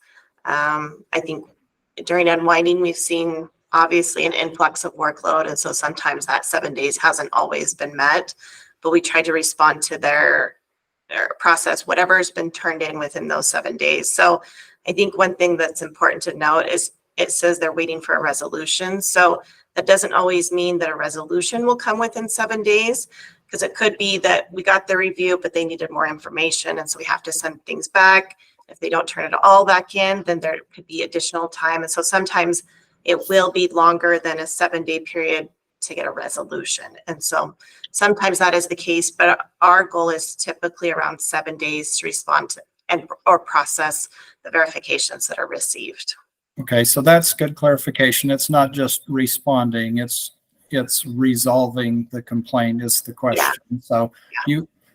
You try and resolve it within a week, but sometimes they take a little longer and may take more time. Yeah, it just may mean additional information needs to be clarified, or something's changed in that meantime, or maybe not everything was turned in. So there's a various reasons, but yeah, it could mean that the resolution may not come for after 7 days. Okay. So is this kind of what you were expecting to see, or is this, you think, more unwinding related, and over the course of the next 6 months, you would expect these numbers to change, or any thoughts, comments there? I would say our numbers probably will change slightly when unwinding's finished. My assumption is we'll see less at the bottom and more up top, meaning the same day or next day, because a lot of those issues will be resolved when they call us. And that's why it's higher on that aspect, because they can call us and we can take care of their concern. 2 to 7 days, I think, will increase. So if it's like a document, a verification of that sort, that percentage will increase. When unwinding ends, our hope is that we're back to kind of normal, whatever normal may be.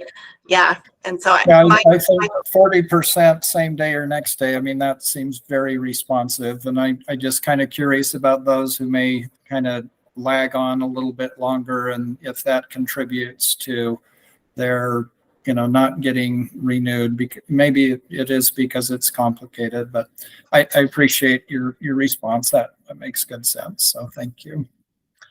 Okay, good discussion. Thank you for the feedback. I think, again, lots of information here to continue to look at. And as long as we're trying to see what we can learn and improve, I think these are good points of feedback. So thank you for the discussion. We are down to our final 10 minutes. So Jen, if you can give us your executive summary of your director's report, that would be appreciated. Gosh, Michael, that is a challenge. I am going to have to really condense.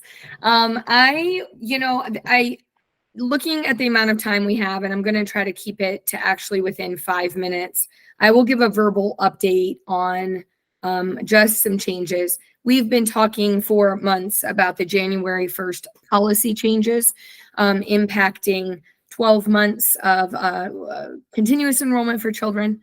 12 months postpartum also went live on January 1st.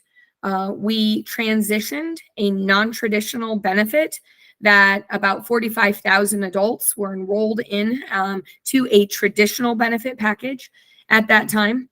And we also launched our new state CHIP program. As a very brief summary, I'll say that as of today, 87 children have been successfully enrolled in state CHIP. The announcement we'd like to make is that we do want to give weekly updates on the enrollment numbers, so that those of you who are interested and want to see how we're doing in filling those 2,000 spaces, you can see those numbers track up over time. The other aspect is that we recognize some of you are helping people with the applications and the enrollment process. And we've been asked, how will we know when we're getting closer if we should stop assisting people with this application? So I think that's another place. This data is going to be visible on the state CHIP or on the CHIP website. And you will see on the state CHIP page that we have right now just a simple data field that says how many enrolled. We intend in future weeks to build a graph with a trend line that will help you see the number of individuals enroll over time.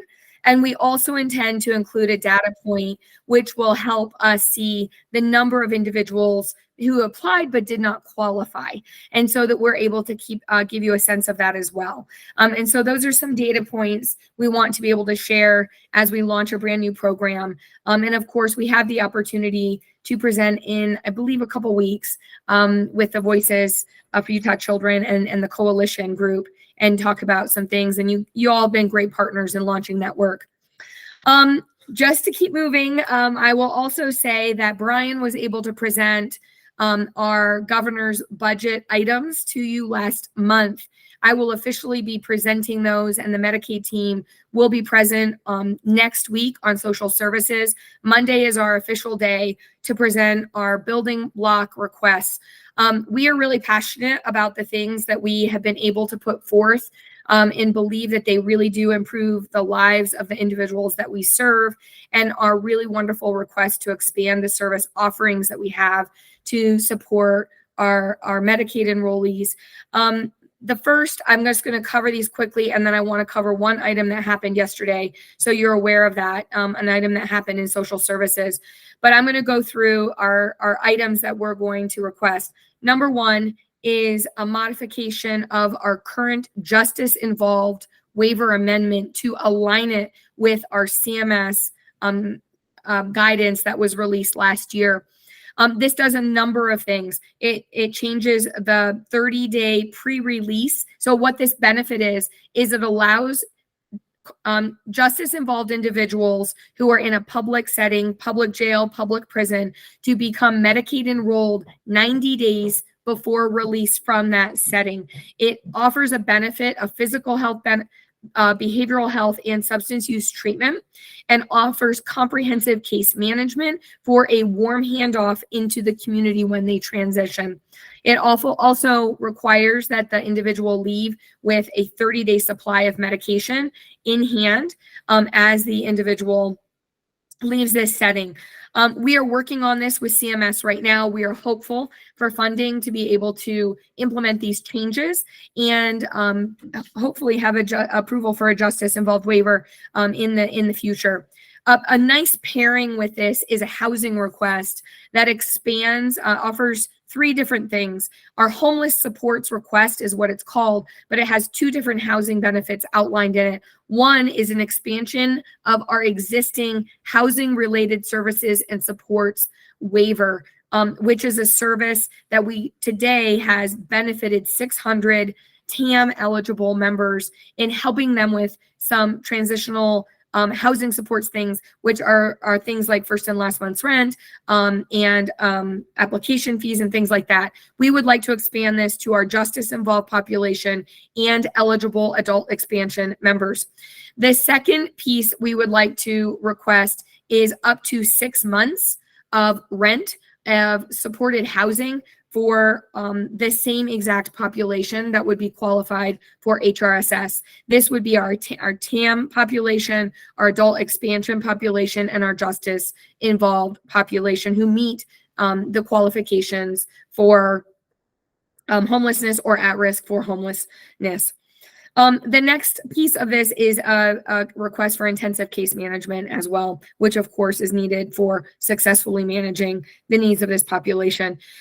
Next up, we have a couple funding requests to increase the rates for primary care providers. We have a list of about 200 codes for primary care providers that the governor's budget included to increase 2.1% is what we're asking for. This, of course, is aligned with our strategic goals of investing in preventive care, building up primary care, and really helping support that model of care as we know it translates to improved health along a person's life. The next is a provider rate increase for home and community-based services for specifically some services geared towards elderly individuals and those with disabilities around personal care services and other home health services. Next, we are asking for a rate increase to achieve foster rate parity. Right now, when a Medicaid provider sees a foster Medicaid child, this provider gets a lower rate than if they saw another Medicaid enrolled individual, and we're asking for parity. That is also in a bill, HB 38, that was put forth by Representative Ellison as well. It also provides ongoing funding for the Utah Psychotropic Medication Oversight Program, UPOP, which is administered through now soon to be the Medicaid program. This would have been sunset, but it is a group of mental health specialists, child psychiatrists, child mid-level providers who are providing support and recommendation for medication oversight on our foster care children who are prescribed psychotropic medications. The last item that we have, and I'm hoping I'm not forgetting any, is a funding request for FMAP reductions. So as our state economy has done well, our federal match has trended down just a little bit year over year, and we have a funding request in to be able to support these reductions as a set aside, so we do not have to cut any services. What we're asking for is a $20 million annual fund in order to offset what we might lose from an FMAP reduction. $20 million is equivalent to about 1% of the FMAP reduction. We aren't seeing a 1% reduction by any chance, but if we were to, it would at least buffer that, so we would be able to continue to sustain all of our services. So we'll be highlighting these on Monday. Michael, I've gone over, but I have one last comment I would like to comment on, is that yesterday, and just to highlight those on some activities that have happened that do affect Medicaid, that have happened within the first couple days of session. First of all, is that yesterday in the Social Services Appropriations Committee, the budget reductions list was presented to the committee. There were several Medicaid items on this budget reduction list that the department had opposed.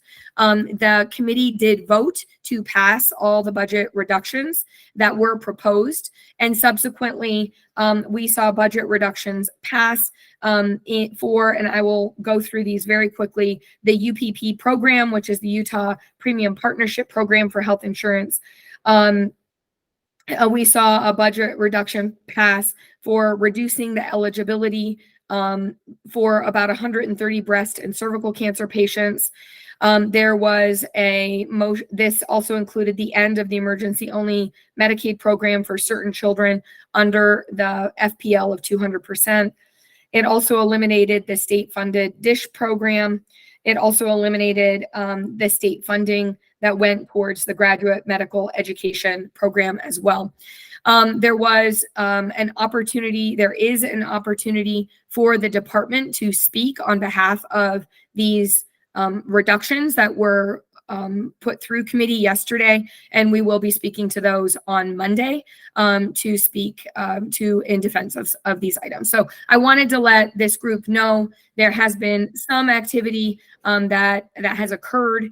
And sorry for such a quick announcement, Michael, but I wanted to let you know about that. Thank you. Yep, thank you. And I just put in the chat a link to the legislative fiscal analyst's document that has the cuts. Everything in green is still considered something the committee is planning to cut. And if it's not highlighted in green, then it was taken off the cut list through actions today. So, all right.